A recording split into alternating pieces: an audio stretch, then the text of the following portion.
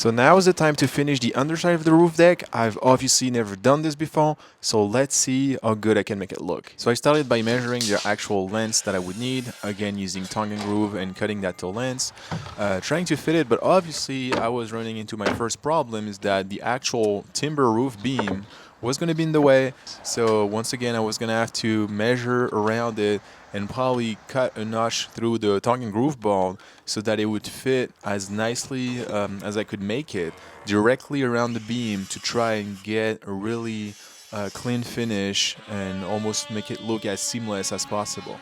And for anything like that, you really have to arm yourself with extreme patience because this will take time and this will probably take a few trial and error before you actually get the right fit.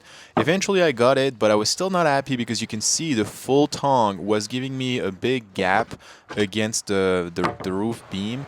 And so I figured that I could do better than this. And so the solution I thought about is, which I've done in the past, is really removing half of the tongue. And so to do that, you can really just use your circular saw and just, put a different depths so that you only remove half of the tongue. And that really helped me to get a much cleaner finish. As you can see, I mean, it's pretty much sitting flush against that beam, and it gave me a really nice look. And so I was really happy with that.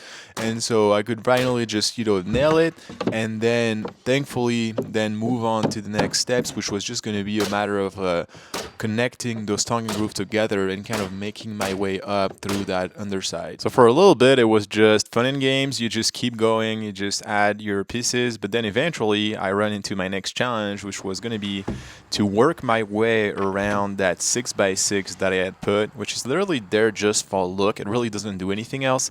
So a good trick here is to use a smaller piece of tongue and groove, engage it with the lower piece, and then use that to actually mark the measurement you will need to work around that 6x6. Then you can easily transfer that measurement to your actual full-length piece of tongue and groove. And then again, taking your time and using your power tools, especially the oscillating tool, you can really work and get that cut to be as precise as possible. I mean, having said that, it's not as easy as it seems. I mean, even if you get the right cut, it's really tight to get everything to fit together. So again, use patience. You're going to need it because it won't fit. You're going to have to try and get it in somewhere or another. You're going to have to adjust your cut. But eventually, you can get it done. Whoa! I can't believe it. I got it in. I mean, at this part of the project, the quality of the result will be directly correlated to the amount of time and effort I put into the work I do. And so unless you haven't realized already, I'm pretty detail-oriented, and so I really take pride in this project, and so obviously the finished work is going to be visible by everyone and by myself. And so I want to put my best effort to try and make this look as good as possible. Obviously, working only with stained wood, I cannot cheat as much as if I was just using paint, because you could easily just put silicone all over the place and the paint would completely cover it, but that's just simply not possible for this project. And so I did leave the outer spot for the end, which was going to be the peak. I actually had no clue I was going to make this look okay, and so I started with just one piece where again I removed the one half of the tongue, because that always gives you more flexibility. You don't have to fully engage the tongue and groove, so it's much easier to apply, especially when you get to like a tight spot. And I placed those with finish nails just to kind of hold it in place, and so that's what I was left with. And so I just thought, well, what could I do? So again, I decided that I would just use a piece and remove half of my tongue, and then to kind of make it as flush as possible, I figured that I would have to kind of cut an angle on the other side using the table saw, and so hopefully that would give me a nice finish, but I really had no clue. Again, it's kind of a trial and error at this point, and you're just using all the tools and all your creativity to come up with something that would potentially work. And so luckily enough, it actually fit pretty well. I mean, it wasn't perfect, but it was going to be all the way up top, so I don't think that you would be really able to tell. I still decided to put some silicone. You can buy some that will have the tint of your stain, and I just wanted like to use that because obviously for two reasons: to make it look good and also to prevent insects from crawling in. So I mean, tell me in the comment what you think. Do you think that this tongue roof looks pretty good? I mean, I wasn't completely done. I still had to do both ends of the overhangs,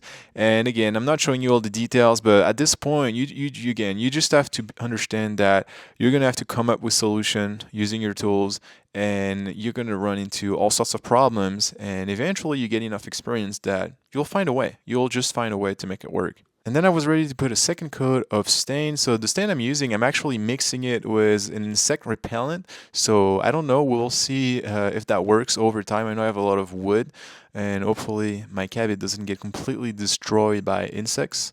So let's take a minute now to talk about today's sponsor, Discount Lots. If you have been enjoying my content, you're probably looking at building a cabin either for your personal use or maybe just like me as a rental property.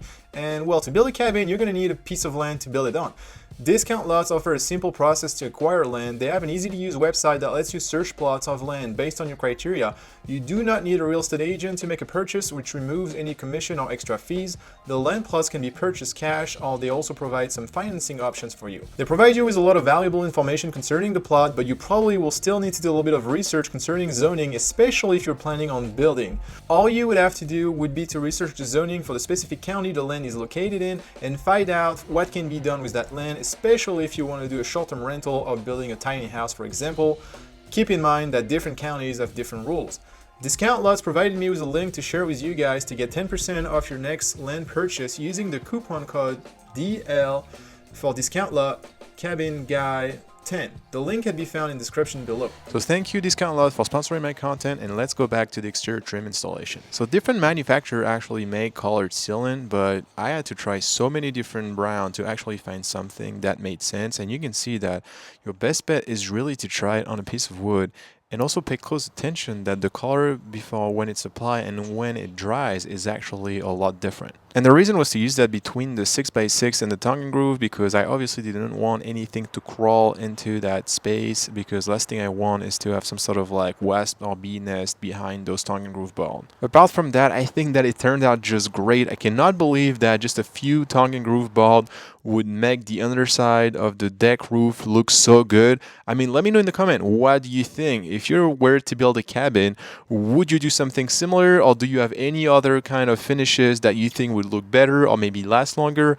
Yeah, just go ahead and let me know. I really want to know what you guys think. And yes, as you can guess, in the next episode, I will finally tackle installing the siding on this cabin. So we're getting so close to getting the final look on this cabin. So I am beyond excited.